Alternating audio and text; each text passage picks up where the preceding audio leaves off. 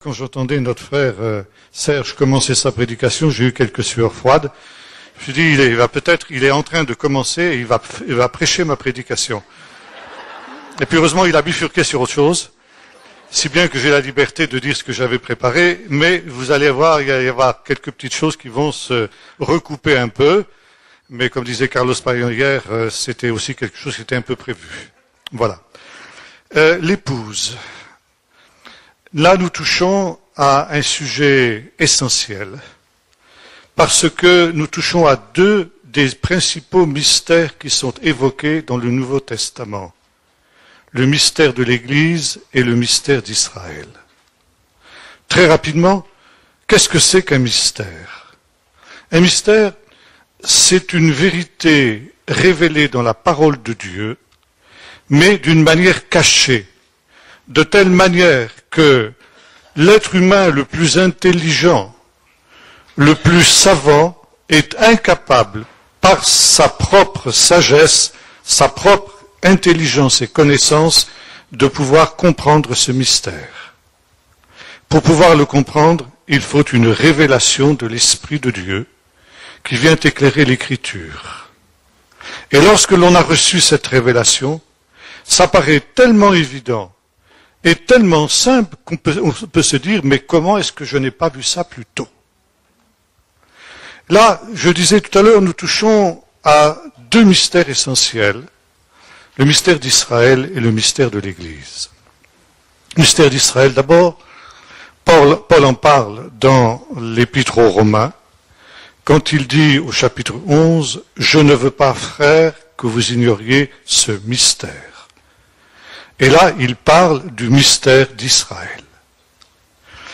Par contre, dans l'épître aux Éphésiens, au chapitre 5, lorsqu'il parle du mariage, il dit « Ce mystère est grand, je dis cela par rapport au Messie et à l'Église. » Donc, aussi Israël que l'Église sont un mystère. Ça veut dire une réalité qui est incompréhensible à l'esprit humain, et c'est la raison pour laquelle, sur ces deux points, il y a tellement de confusion, il y a tellement de visions contradictoires, parce que justement, souvent, on s'approche de ces mystères avec l'intelligence humaine et non pas par la révélation de l'Esprit de Dieu. Je n'ai pas la prétention, évidemment, cet après-midi, dans le peu de temps dont je dispose, de vous dévoiler la plénitude de ces deux mystères, mais nous allons en tout cas tenter une approche pour essayer de comprendre un peu plus ce que sont ces deux mystères et la manière dont ils se connectent, ils s'interpénètrent, parce que l'un ne va pas sans l'autre. Et c'est justement la conjonction de ces deux mystères qui forment l'épouse, qui est le sujet de cette retraite ce jour.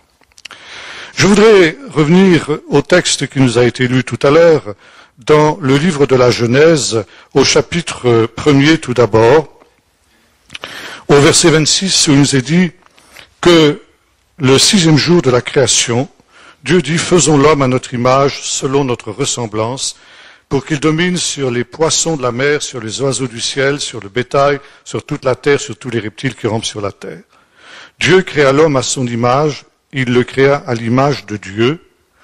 Et là, la plupart des traductions ne sont pas justes. Ce n'est pas homme et femme, il les créa, mais mâle et femelle, il les créa. Et là, je voudrais rapidement insister sur cette expression, à l'heure où cette réalité est décriée dans notre société, avec ce fameux soi-disant mariage pour tous. Là, nous sommes dans la contradiction même de l'ordre voulu de Dieu. Parce que cette institution du mariage, elle remonte avant la création, avant la chute, pardon. Ça veut dire elle est du domaine de la création et non pas du domaine de la rédemption. C'était le plan éternel de Dieu qu'il y ait cette union de l'homme et de la femme. Maintenant, je voudrais que nous comprenions aussi ce qui nous est dit dans ce texte, où il y a une forme verbale différente dans les deux cas. Il le créa à l'image de Dieu, lui l'homme. Mâle et femelle, il les créa, pluriel. Le premier créa est singulier, il créa l'homme à son image, et ensuite, mâle et femelle, il les créa, c'est au pluriel. Et il y a des commentaires très intéressants, et notre frère Serge nous en a un peu parlé tout à l'heure avec son histoire de Esh, Ish et Isha, où les sages d'Israël ont dit ceci. L'image de Dieu, elle est reconstituée lorsqu'il y a le mariage. Ce n'est que dans le mariage que se reconstitue véritablement l'image de Dieu parce que l'homme et la femme accomplissent véritablement la vocation qui est la leur. Et il y a un texte qui est aussi cité dans ce passage de l'Écriture, je ne le lirai pas pour gagner quelques instants, mais où il nous est dit ceci, c'est pourquoi l'homme quittera son père et sa mère et s'attachera à sa femme, et les deux deviendront une seule chair. Et là, nous avons un mot hébreu très important, Vayihu shnehem le basar echad, une seule chair. Et je voulais ici insister sur le mot echad. Echad signifie un en hébreu, et il y a deux mots en hébreu pour désigner l'unité. Ce mot est dans un autre mot qui est yachid. Yachid, ça veut dire ce qui est unique, ce qui est uniforme. Yachad, c'est une unité, mais c'est une unité plurielle. C'est une unité dans la différence. Ça veut dire que les différences entre l'homme et la femme, qui sont créées, nous l'avons vu il y a un instant, mâle et femelle, au lieu d'être des sources d'opposition, sont des sources d'unité et de complémentarité. Dans le dialogue œcuménique, il y aurait beaucoup de choses à dire là-dessus, mais ce n'est pas mon propos cet après-midi. Par conséquent, lorsque l'homme et la femme mettent en commun cette différence qui est la leur, alors, comme ça a été montré dans le petit tableau qu'a fait notre frère tout à l'heure, c'est l'image de Dieu qui se reconstitue. Maintenant, cette expression Echad, vous la retrouvez dans un autre texte fondamental dans le judaïsme qui est le chapitre 6 du livre du Deutéronome. Shema Israël Adonai Eloheinu Adonai Echad. Ça, c'est le texte fondamental que tout juif répète 2 fois par jour et dans toutes sortes d'occasions de la vie. L'Éternel, écoute Israël, l'Éternel notre Dieu est un. Mais pas un comme un monolithe, ce qui serait Yachid, mais un dans une unité et dans une pluralité. Et nous, chrétiens, nous disons un dans le Père, le Fils et le Saint-Esprit. Ils sont un, et pourtant chacun a sa personnalité, chacun a aussi sa spécificité, les choses n'étant pas absolument contradictoires. Et voyez-vous, lorsque l'homme et la femme s'unissent, ils deviennent un, à l'image de Dieu, parce qu'ils sont un de cette unité-là. Non pas une unité fusionnelle où l'on perd son identité, mais au contraire une unité qui est la composante de toute la diversité et par conséquent de la richesse qui est alors apportée dans cet ensemble. Maintenant, il y a une particularité de l'hébreu que vous ne connaissez peut-être pas. C'est que chaque lettre de l'alphabet hébraïque est aussi un chiffre. C'est comme un chiffre, c'est comme si le A était 1 en français, le B 2, etc. Ça veut dire que vous pouvez calculer ce qu'on appelle les valeurs numériques d'un mot, en additionnant la valeur numérique de chacune des lettres qui le composent. Et le mot 1 a comme valeur numérique 13. 13, c'est 1. Maintenant, il y a un autre mot qui a une valeur numérique 13 en hébreu. C'est le mot Ahava, qui signifie l'amour. Ils seront un, comme Dieu est un. Et qu'est-ce qui fait l'unité de la Trinité? Et qu'est-ce qui, par conséquent, doit faire aussi l'unité du couple?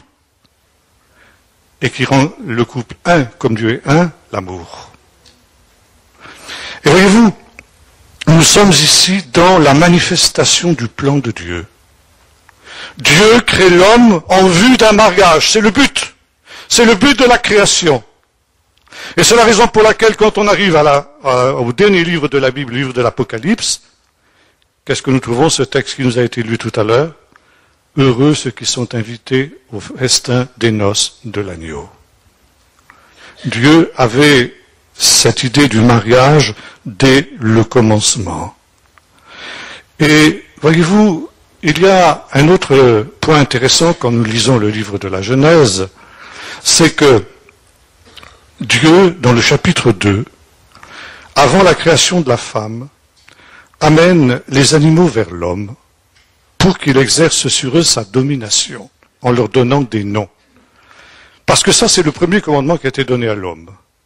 Le premier commandement n'est pas comme on le pense, tu ne mangeras pas de l'arbre de la connaissance du bien et du mal, mais c'est soyez féconds, multipliez, remplissez la terre, c'est donc un commandement positif.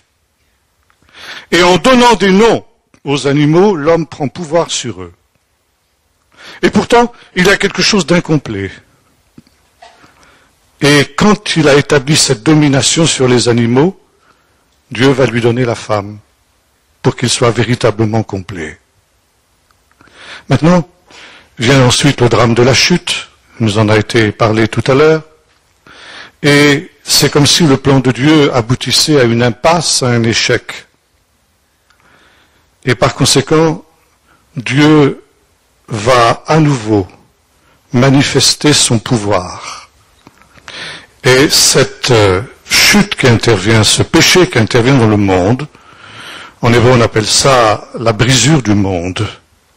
Le monde qui a été créé par Dieu, un et harmonieux, se trouve brisé comme un vase qui a été brisé en 1000 morceaux. Et le but de Dieu, c'est de réparer cette brisure du monde, d'effectuer ce qu'on appelle en hébreu le tikkun olam.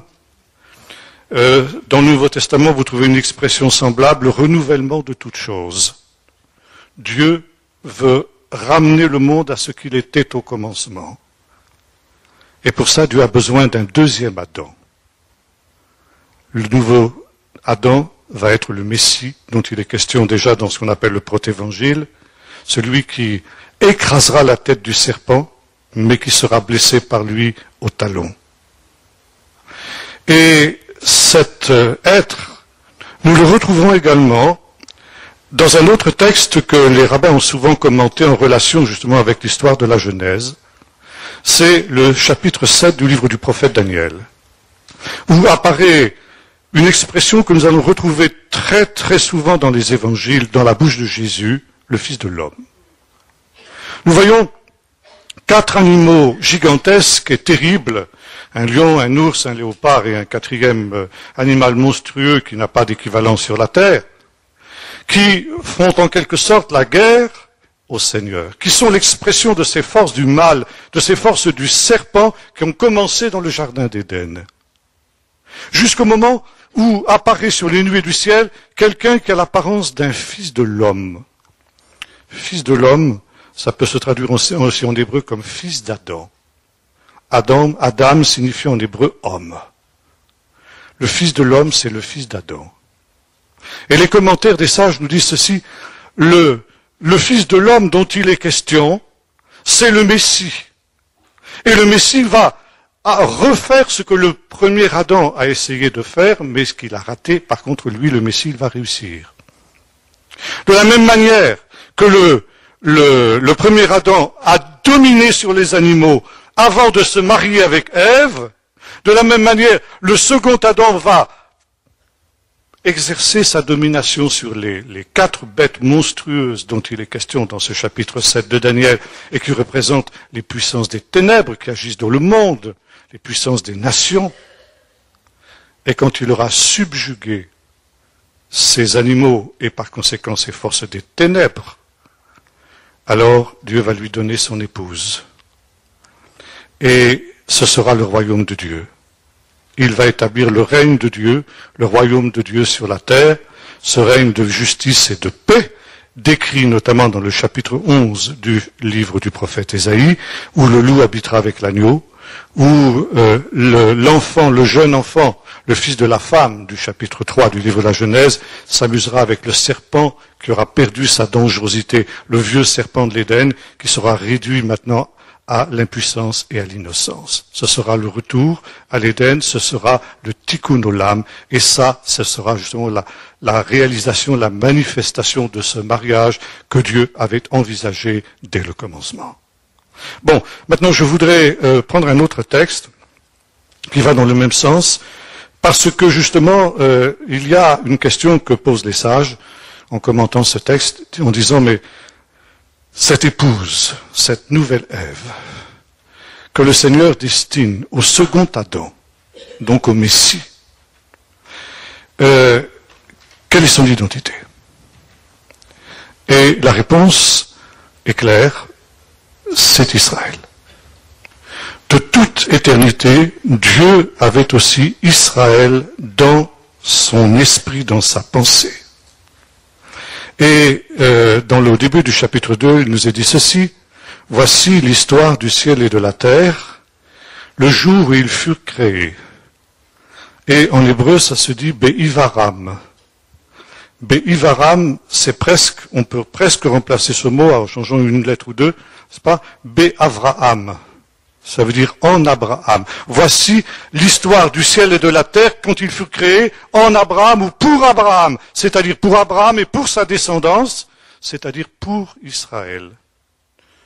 Ça veut dire c'est Israël qui est le centre de la création de Dieu. Et parce qu'en Abraham et en la descendance d'Abraham, c'est-à-dire Israël, toutes les nations de la terre seront bénies. Et le début du livre de la Genèse commence aussi par la lettre Bet, qui est la première lettre de la bénédiction Bracha. Ça veut dire le monde a été créé en vue d'une bénédiction qui sera déployée au temps de la fin vers toutes les nations lorsque justement aura lieu ce mariage qui a été ici annoncé prophétiquement par le livre de la Genèse. Maintenant, il y a un texte qui va dans le même sens, c'est dans le chapitre 19 du livre de l'Exode, lorsque le peuple d'Israël sortit d'Égypte, arrive au pied du mont Sinaï.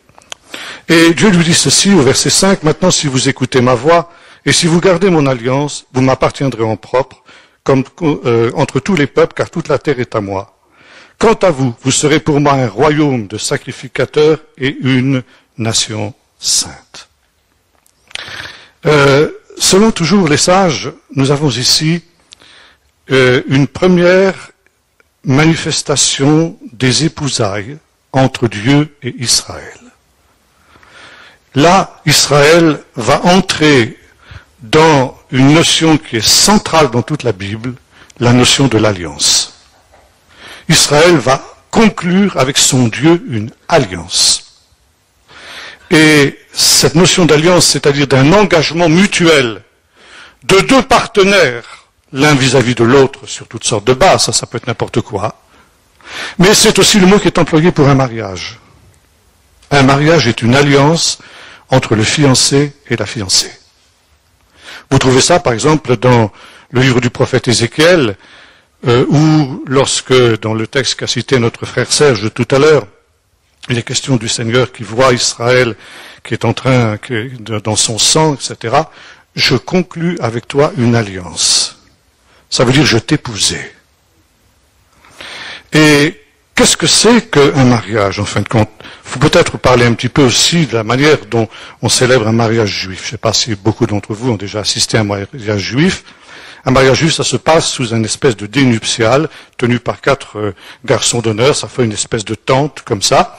Et le fiancé et le fiancé prennent place sous ce dénuptial qu'on appelle une choupa. Et le fiancé déclare à sa fiancée ceci: tu m'es sanctifié pour être ma femme selon la Torah de Moïse et d'Israël. Tu es sanctifié. Et ça, c'est un mot-clé. Quand nous parlons de sainteté, de sanctification, nous pensons toujours immédiatement à une perfection morale. C'est pas faux, bien sûr.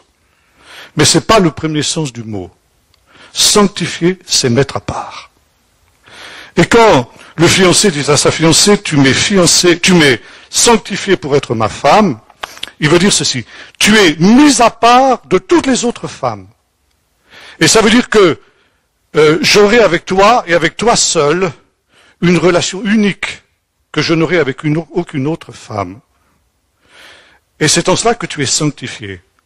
Et à l'inverse, tu t'engages vis-à-vis de moi à n'avoir de relation avec aucun autre homme que moi.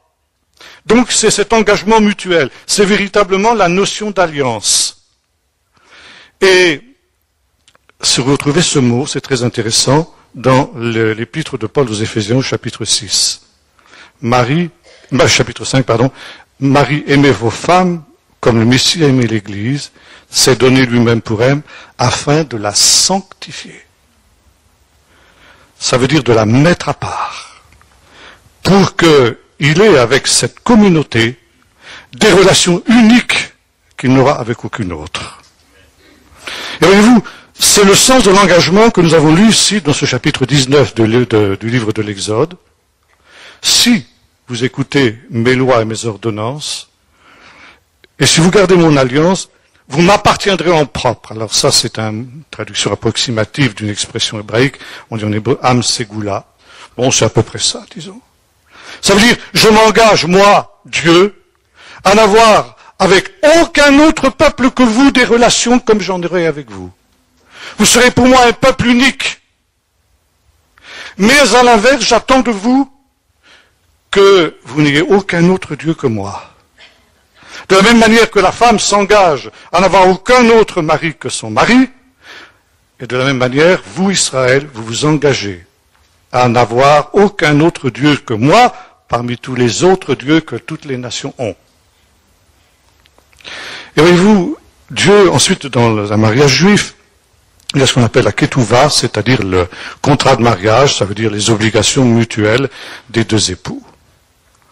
Et la Torah, c'est le contrat de mariage entre Dieu et Israël.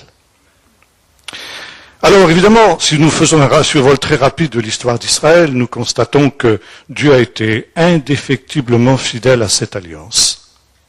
Par contre, on ne peut pas en dire autant d'Israël. Et les prophètes n'ont cessé de dénoncer l'infidélité d'Israël à l'alliance. Donc l'infidélité d'Israël à son Dieu. Et cette infidélité, elle a souvent pris malheureusement la forme de l'idolâtrie. Ça veut dire Israël est allé vers d'autres dieux, vers d'autres Baal. Baal, c'est aussi en hébreu, il y a un jeu de mots. Baal, c'est le maître, mais c'est aussi le mari. Ça veut dire qu'en allant vers les Baal, Israël est comme une femme infidèle qui s'est prostituée, une femme adultère, qui est allée vers d'autres maris que son mari. Et voilà, Dieu aime tellement Israël qu'il va patienter. Il va essayer de la ramener dans le droit chemin, il lui envoie les prophètes pour ce faire, et malheureusement, Israël retombe toujours dans ces mêmes ornières et dans ces mêmes errances. Et vient un moment où Dieu n'en peut plus. Il dit, maintenant trop c'est trop. Il est manifeste qu'il n'y a rien à faire, on ne peut pas guérir l'infidélité d'Israël. Par conséquent, il n'y a qu'une seule solution. Appliquer ce qui est prévu par les lois en cas de situation de ce type, c'est-à-dire la répudiation. Et Dieu va répudier Israël. Et cette répudiation, ce divorce, va prendre la forme de l'exil. L'exil, c'est une manière pour Dieu de répudier Israël. Et lorsque Dieu a accompli, bon ça il faudrait prendre des textes prophétiques, notamment le texte d'Osée qui nous a été lu tout à l'heure, mais lorsque Dieu se rend compte de ce qu'il a fait, qu'Israël donc est en exil, Israël est dans le désert, Dieu dit mais qu'est-ce que j'ai fait, c'est pas possible. J'aime trop Israël pour me résoudre à ça. Je ne peux pas accepter de vivre sans Israël, je ne peux pas accepter cette séparation, cette répudiation. Alors qu'est-ce que je vais faire? J'ai qu'une seule solution, c'est de regagner son amour. C'est-à-dire, dans le langage d'Osée, c'est dans Osée qu'on trouve ce texte en particulier, c'est pourquoi je vais la séduire. et je vais l'attirer au désert. Et là, je parlerai à son cœur. Pour parler un langage moderne, ça veut dire Dieu va essayer de la reconquérir, va essayer de lui faire la cour, comme il l'a fait lors du premier temps des fiançailles.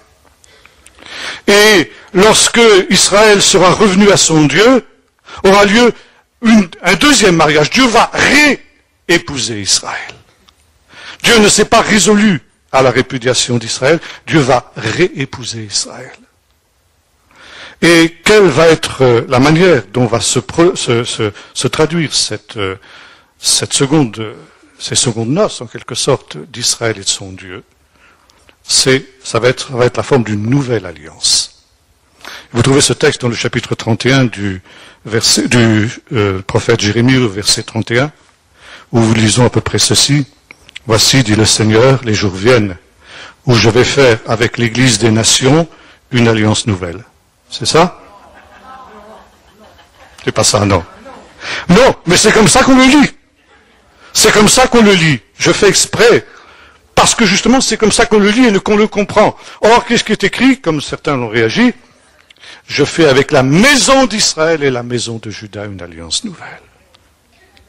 Ça veut dire que Dieu va réépouser Israël. Et elle chantera alors, dit le prophète, comme elle l'a fait au temps de sa jeunesse, quand elle est sortie du pays d'Égypte. Et là, je lui donnerai ses vignes. Et la vallée d'Accor, la vallée du trouble, se changera en Pétar Tikva, une porte d'espérance. Ça veut dire qu'Israël ne sera plus jamais infidèle à son Dieu. Paul reprend cette notion aussi dans les Épîtres aux Corinthiens, quand il dit que, reprenant le texte de Jérémie également, j'inscrirai ma Torah dans leur cœur, non plus sur des tables de pierre, comme ça a été le cas lors du premier mariage, mais je l'inscrirai directement dans leur cœur, de sorte que je ferai en sorte qu'ils ne violent plus jamais ni mes lois ni mes ordonnances.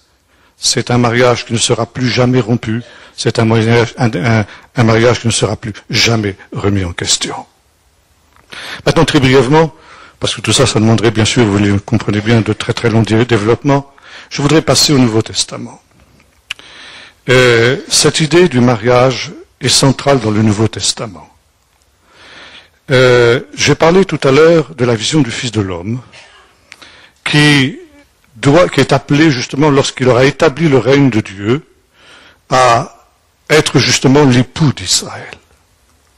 Et il y avait, à l'époque de Jésus, disons un peu avant l'époque de Jésus et un peu après, une nouvelle manière qui est apparue au sein du peuple d'Israël de lire un livre très spécial qu'on trouve dans l'Écriture et qui s'appelle le Cantique des Cantiques. Et un peu avant l'époque de Jésus, on a commencé à lire ce texte comme une parabole qui évoque l'amour entre le Messie, donc l'époux, et Israël, l'épouse. Et une des manières, dans le judaïsme de l'époque de Jésus, de désigner le Messie, c'était de parler de lui comme l'époux. Et quand on parlait de l'époux, on savait qu'on avait affaire, on fait une référence au Cantique des Cantiques. Et vous trouvez cette expression, par exemple, dans le texte où Jean-Baptiste, on lui demande est-ce qu'il est le Messie, dit non, je suis simplement l'ami de l'époux. Ça a été cité tout à l'heure. Il y a un autre texte aussi où on accuse Jésus de faire ripaille pendant que les disciples de Jean jeûnent. Et Jésus va dire, mais les amis de l'époux peuvent-ils jeûner alors que l'époux est avec eux? Un temps viendra où l'époux leur sera enlevé, à ce moment-là, ils jeûneront.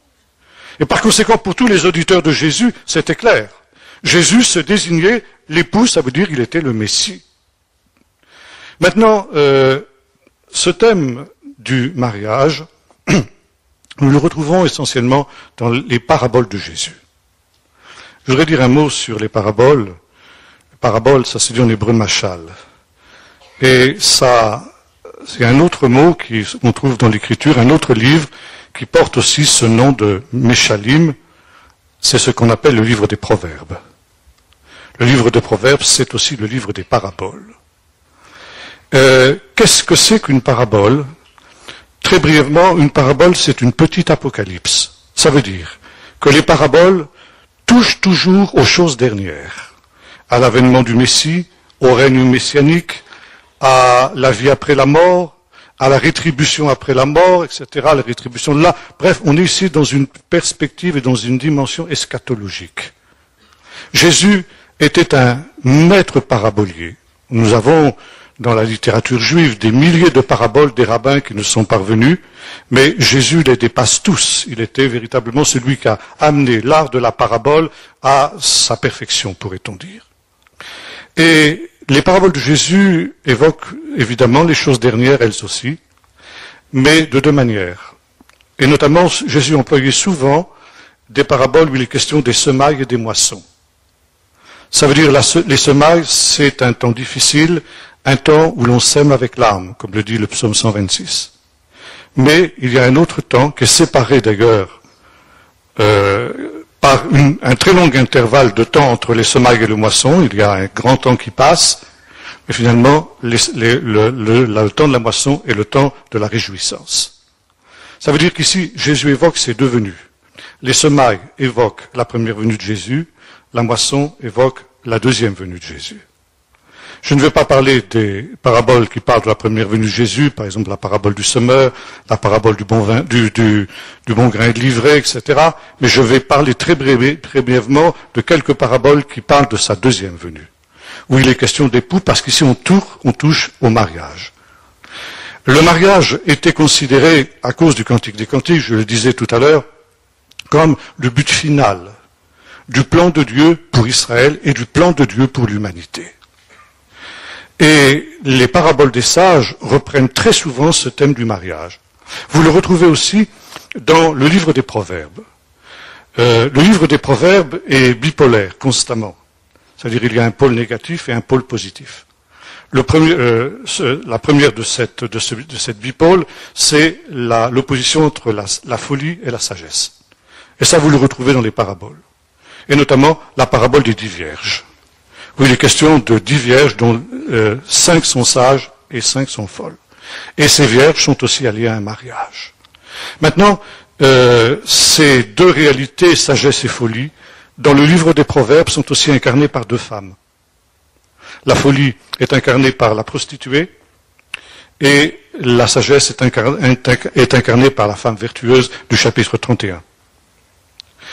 Vous retrouvez aussi cela dans la parabole des 10 vierges. 10 sont folles comme la prostituée et 10 sont sages comme la femme vertueuse. Il est évident que la parabole des 10 vierges est aussi en relation avec la parousie et il est question d'un mariage. Ces 10 jeunes filles sont invitées à un mariage. Pourquoi des jeunes filles? Pourquoi n'est-il pas question de l'épouse, d'ailleurs, dans cette parabole? On me pose souvent la question. Bon, très brièvement, parce que chaque parabole a une pointe. Ça veut dire un but, un enseignement précis, un seul, que Jésus veut mettre en évidence, veut mettre en exergue. Et c'est cette pointe qu'il faut discerner. Les autres détails sont sans importance. Par exemple, Jésus ne dira pas ce qu'est l'huile. Jésus ne dira pas qui est l'épouse. Mais c'est sous des images différentes, une même réalité qui est exprimée. Les 10 vierges représentent le cœur des filles de Jérusalem dont il est question dans le Cantique des Cantiques, qui nous dit ceci: je vous en conjure, filles de Jérusalem, ne réveillez pas l'amour avant qu'elle ne le veuille. Donc, les demoiselles d'honneur, comme on dirait aujourd'hui, qui accompagnent la mariée au moment de ses noces. Et ces jeunes filles sont 10, pourquoi? Parce que là, cette parabole est en relation avec la parabole suivante, celle des brebis et des boucs, qui évoque aussi les choses dernières, le jugement dernier, c'est-à-dire la moisson. Lorsque le Fils de l'homme viendra dans sa gloire avec tous ses anges, comme c'est annoncé dans le chapitre 7 du prophète Daniel, toutes les nations seront rassemblées devant lui, il séparera les justes des injustes, comme un berger sépare les brebis et les boucs. Il mettra les justes à sa droite et les boucs à sa gauche. Et vous connaissez la suite. Les justes iront à la vie éternelle, les réprouvés iront à la honte éternelle. Or, les justes sont mis à la droite et les réprouvés sont mis à la gauche. Main droite, main gauche. Combien nous avons de doigts en tout?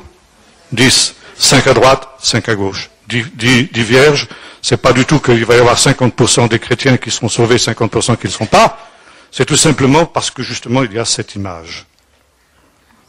Et voyez-vous, il y a ici une expression très intéressante dans cette parabole des vierges. J'ai dit parce que l'époux tardait. Et ce thème du retard des noces, c'est quelque chose qui est récurrent chez les sages comme chez Jésus. Vous retrouvez ça aussi dans la parabole du mariage, du grand festin. Vous retrouvez ça surtout dans la parabole dite du juge inique. Ça, j'ai pas le temps de vous développer ça. Mais qu'est-ce que c'est, quelle est la pointe de cette parabole?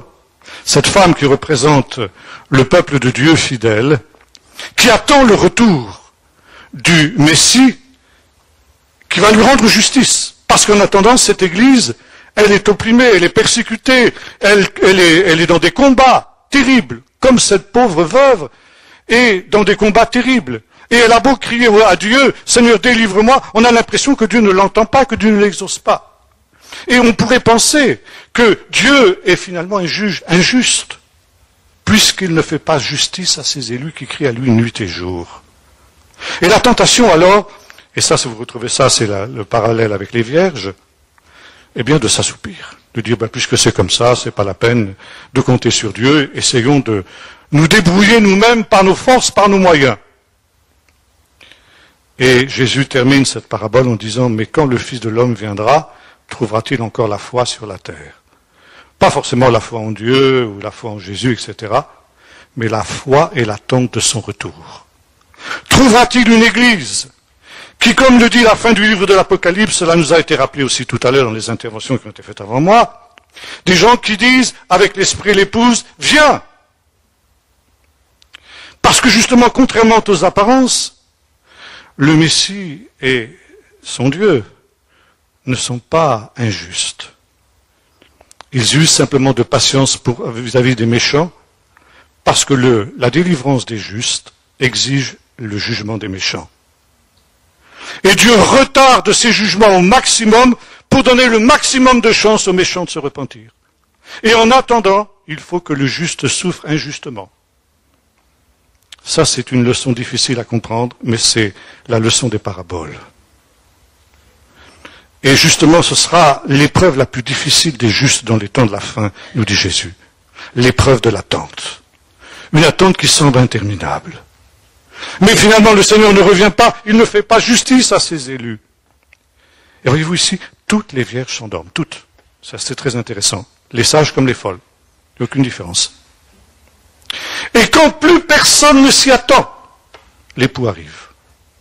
Et cette idée de l'époux qui arrive à un moment où personne ne l'attend, vous la retrouvez dans de nombreux textes du Nouveau Testament. Il viendra comme un voleur dans la nuit. Vous retrouvez ça dans la bouche de Jésus, vous retrouvez ça chez Paul, vous retrouvez ça chez Pierre, vous retrouvez ça chez Jacques. Et mon professeur du Nouveau Testament à Jérusalem, quand j'étudiais là-bas, disait c'est parce que ça faisait partie de la catéchèse que l'on donnait à tous les nouveaux convertis dans l'Église ancienne. Cette idée que Jésus reviendrait comme un voleur dans la nuit, ça veut dire au moment où personne ne s'y attend. Et quand plus personne ne s'y attend, quand on a presque perdu, comme le disait une personne à ma femme quand je prêchais sur ce thème dans une certaine église, il dit, mais dans nos églises, elle disait cette personne, on a presque oublié que Jésus revient. Et ma femme disait, le presque est de trop. Il viendra quand personne ne s'y attend, tout le monde sera surpris, tout le monde, les sages comme les folles. Et ce qui fait la différence, quand l'époux arrive, c'est que les unes sont prêtes et les autres ne le sont pas. Et voyez-vous, c'est le grand enseignement de Jésus dans toutes ces paraboles. Veillez donc et priez, puisque vous ne savez ni le jour ni l'heure. Et c'est ça la différence entre la sagesse et la folie. La sagesse, c'est quoi? Alors, on a une autre parabole qui nous dit ça. C'est la parabole du méchant et du bon serviteur. Elle précède juste la parabole des vierges dans l'évangile de Matthieu. Jésus dit, quel est le serviteur prudent et avisé? Alors, on a le même mot, si on retraduit en hébreu ou en araméen la parabole des vierges, pikrin, on dit en araméen. Donc ça se traduit par prudence, sage, avisé, c'est tout ça. Quel est le serviteur prudent et avisé qui attend que son maître revienne des noces? Comme il ne sait pas quand le maître va revenir, il vit comme s'il pouvait revenir à tout instant. Il vit de telle manière que quand le maître reviendra, il n'est pas à rougir de la situation qui sera la sienne dans ce moment-là. Que ce soit le matin, à midi, le soir, au milieu de la nuit, il vit de telle manière à ce qu'il n'est pas à rougir de honte si son maître le surprend, parce qu'il sera surpris, il le sait. Quant au mauvais serviteur, qui est en même temps un serviteur fou, les vierges folles, et c'est synonyme dans le livre des Proverbes, la folie et la méchanceté sont synonymes, comme la prudence et la sagesse et la justice sont synonymes aussi. Le méchant serviteur dit, puisque mon maître tarde à venir, profitons-en. Il se met à manger, à boire, à se quereller avec ses compagnons, et son maître vient au moment où il ne s'y attend pas, et il le met en pièces avec les injustes, il le met sur la gauche, comme les vierges folles dont il est question ici dans notre texte. Et la conclusion de Jésus est très simple, veillez et priez, puisque vous ne connaissez ni le jour ni l'heure. J'ai 3 minutes, c'est ça encore? Si j'avais été à votre place, j'en aurais pris 10. Mais j'arrive presque à la fin de mon propos. Bon, alors puisque j'en ai encore quelques-unes, je vais un peu prolonger. D'accord, merci. Il y a un 4e point que je voudrais souligner. C'est maintenant dans le livre de l'Apocalypse. Dans le livre de l'Apocalypse, il nous est dit ceci, « Heureux ceux qui sont appelés au festin des noces de l'agneau. » Bon. Peut-être qu'avant de passer sur ce point, je voudrais répondre à une dernière question, mais qui finalement est l'épouse? J'ai beaucoup insisté, à l'inverse de ceux qui m'ont précédé, sur le fait que, aussi bien dans l'écriture que dans les paraboles, il est question de l'épouse comme Israël. Et vous allez me dire, et l'Église dans tout ça? Qui finalement est l'épouse? L'Église ou Israël? Alors je vais vous faire une réponse qui va peut-être vous déconcerter, les deux. Parce que justement, et on aura peut-être l'occasion de revenir là-dessus demain, l'Église n'existe pas sans Israël. Et le destin d'Israël et de l'Église sont indissolublement liés. Et je vous répéterai ce que disait mon professeur du Nouveau Testament, qui était un professeur juif orthodoxe, qui était à l'Université de Jérusalem. Il disait ceci, le christianisme est une religion juive. Eh oui. Et par conséquent, il y a ici une communauté de destin entre l'Église et Israël. Et dans le livre de l'Apocalypse, chapitre 7 en particulier, je n'ai pas le temps de développer ce chapitre, il est question du fait qu'il y a 144 000 de toutes les tribus d'Israël qui sont devant le trône de l'agneau. Alors, faites abstraction de toutes les explications que vous avez entendues certainement par le biais d'une certaine secte que je ne nommerai pas. Ça n'a rien à voir. 144 000, c'est un chiffre symbolique. 12, c'est le chiffre de la plénitude. Donc 12 000 de chaque tribu d'Israël. 12 fois 12 000, 144 000, c'est la plénitude de la plénitude. C'est ce que Paul dit dans le chapitre 11 de l'Épître aux Romains. Quand viendra le temps fixé par Dieu, ce temps où l'époux viendra, ce temps où Dieu jugera les méchants et, par conséquent, justifiera les justes, le temps de la délivrance des justes, le temps où il établira son royaume, après avoir subjugué tous les royaumes humains, comme l'avons dit tout à l'heure avec le texte du chapitre 7 de Daniel, alors, quand ce temps sera venu, tout Israël sera sauvé. La plénitude d'Israël sera sauvée. Et ce que Jean voit dans le chapitre 7 du livre de l'Apocalypse, c'est tout cet Israël qui a été sauvé, qui se trouve à célébrer les louanges de Dieu devant le trône. Et derrière cette foule de ces 144 000, il y a une autre foule composée de tribus de toute langue, de toute tribu et de toute nation qui se joint à la louange d'Israël. Ça veut dire qu'il est sauvé d'entre toutes les nations, selon ce qui avait été annoncé à Abraham. Tu seras en bénédiction, toi Abraham et ta descendance, et tu seras ensuite bénédiction pour toutes les nations. Toutes les nations de la terre seront bénies en toi. Voyez-vous, cette alliance, cette nouvelle alliance dont nous avons parlé tout à l'heure, elle n'est pas une alliance différente de la première du Sinaï que nous avons évoquée, qui aurait été conclue avec les nations contre Israël, mais c'est une alliance qui a été conclue avec Israël et que Dieu ouvre aux nations. Les nations entrent dans l'alliance qui a été conclue avec Israël, dans la nouvelle alliance. La première alliance leur était fermée, la nouvelle alliance leur est ouverte, à condition qu'ils y entrent individuellement par la foi et qu'ils s'y maintiennent par la foi, dira l'apôtre Paul. Et par conséquent, au dernier jour, il y aura des représentants de toutes les nations qui seront sauvés avec Israël et qui entreront dans le royaume messianique, dans le royaume de Dieu, dans la nouvelle Jérusalem dont il nous a été parlé tout à l'heure. Maintenant, un dernier point. Donc nous avons vu un petit peu ici qui est l'épouse, j'y reviendrai peut-être demain un peu plus longuement. Mais il y a une dernière question ici. Pourquoi est-ce que l'état éternel est symbolisé par un mariage? Par un festin de noces, très exactement. J'ai fait allusion à ce texte de l'Apocalypse. Heureux ceux qui sont appelés au festin des noces de l'agneau. Alors la réponse des sages est d'abord celle-ci. Parce que le mariage est le moment le plus heureux de la vie d'un homme et d'une femme, ou d'une femme. Et comme le temps messianique sera caractérisé par la joie, par exemple dans le chapitre 35 d'Ésaïe, il nous est question des élus, des rachetés qui retourneront à Sion. Une joie éternelle les couronnera, le chagrin et la souffrance s'enfuiront. Et c'est aussi ce que nous avons lu dans le texte du psaume 126 tout à l'heure. Si le temps des semailles est un temps où l'on sème dans les larmes, le temps de la moisson est un temps où l'on se réjouit. On récolte avec allégresse. Par conséquent, il est normal que l'état éternel soit symbolisé par un mariage. Maintenant, pourquoi aussi un festin? Pourquoi pas un mariage tout court, mais un festin? Festin des noces de l'agneau.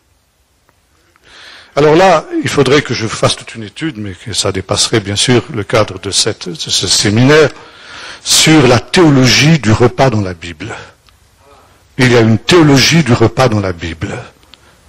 Et très rapidement, pour faire court une longue histoire, manger avec quelqu'un dans la Bible, c'est dire nous sommes en parfaite harmonie, nous sommes en parfaite communion avec l'un avec l'autre. Si nous mangeons ensemble, c'est parce qu'il n'y a aucune ombre entre nous. Par contre, quand on cesse de manger avec quelqu'un, c'est parce qu'on a un problème avec lui.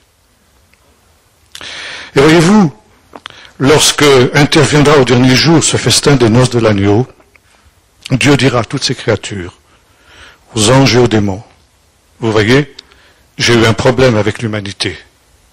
Depuis le drame de l'Éden, il y a eu une rupture, il y a eu une coupure. Comme dira l'apôtre Paul, avant que le Messie meure pour nous, nous étions ennemis, ennemis de Dieu. Mais il nous a réconciliés par le sang de la croix.